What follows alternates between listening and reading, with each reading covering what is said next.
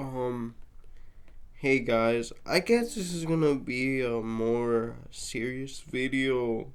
Um, and I just wanted to talk about really breaking the cycle of toxicity in in your family line.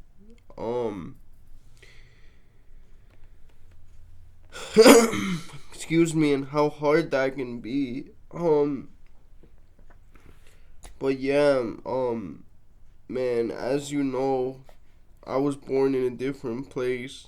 Um, I'm an immigrant to the United States. I grew up here though, and if you've seen my videos, you all well know that I have a lot of issues with the United States, but I also agree with some of the aspects of the culture as well. I appreciate that, even though the situation for women isn't um perfect, we have more of a liberal culture that respects women more and respects men more, honestly.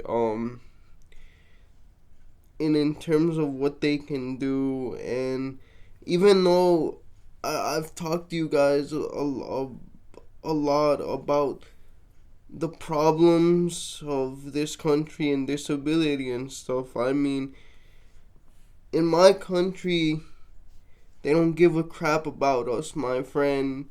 At least here, I was able to get an education. Now, I can't really do anything with that education. I talked about that in my video about what the right gets wrong about the disabled, um, because of the income caps, but I still have it. And having an education is better than not having one, right? I'm literally in grad school, and I mean, I was able to at least in some way prove my merit because I'm going for free. I'm on scholarships, bro. But yeah, so there are a lot of things like where I'm from. We're really toxic. Like, I don't mean to, I guess, invalidate anyone's experiences, but if you want to talk about toxic masculinity, if you want to talk about patriarchy, let's talk about machismo. Um, and so yeah, and the United States taught me to break the cycle, and I appreciate that, right? They taught me that, you know regardless of what our culture tells us, and yes, I know it's hard, I know it's deeply ingrained, so deeply ingrained, but we have to have the courage to break the cycle and not be toxic anymore. Um, and I'm sure many of the viewers that are zeroth generation, that are first generation, um, people from the United States can attest to this, that, like, I mean, it's just so different. It's so different. And here's the thing, I've actually been back to my country. I can speak the language. And so, yes, it's not completely the same as if I were raised there, but I still see what it's like. I've seen what it's like. Um, and so I I just can't help but feel grateful for that, right? Like, um, Guatemalan women put up with so much abusive shit from men. Uh, or I should say more broadly, Latino women do it, and honestly, I'm sorry, but very few of them have any self-respect.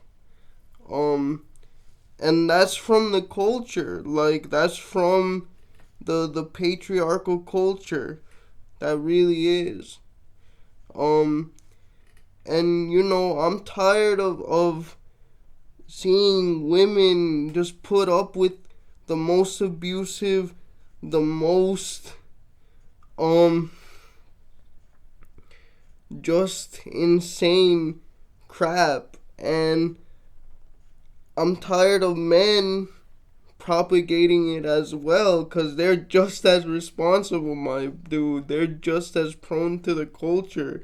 And so seeing stuff like that all of my life, and seeing how even regular people, and this happens here in the US too, don't get me wrong, are they're proud of their ignorance. They're so proud of their ignorance. Like, it does make me mad. I'm not gonna lie. It frustrates me because I know that it could be better, but it also gives me the courage to wanna, again, break the cycle. Say enough is enough, and be patient about things, and do things right, and be a better person. Because too many people, no matter where you're from, are slaves to their culture. They're slaves to society and what society thinks is right. And we just have to be willing to say no and end it right there.